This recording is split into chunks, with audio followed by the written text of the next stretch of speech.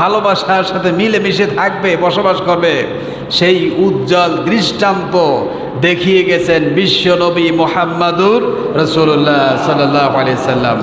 আল্লাহর হাবিব বলছেন, খায়রুল কুরুনি করনি, শ্রেষ্ঠ যুগ হলো আমি মুহাম্মাদুর রাসূলুল্লাহর যুগ। যারা বলে সুবহানাল্লাহ।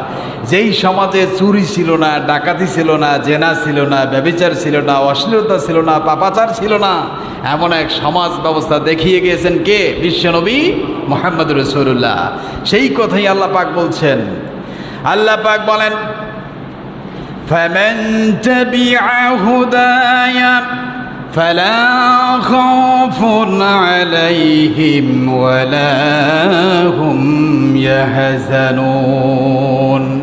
আল্লাহ পাক বলেন, যেই সমাজ, যেই দেশ, যে রাষ্ট্র, যে ব্যক্তি, যে বা যাই হোক না কেন, যে এই কোরআনের নীতি আদর্শ গ্রহণ করবে, মানবে, সমাজে, দেশে, রাষ্ট্রে, আল্লাহ পাক বলছেন তার কোনো ভয় নাই, চিন্তা নাই, সব কিছুর গ্যারান্টি আমি আল্লাহ দিয়েছি। যারা বলে সুবহানাল্লাহ।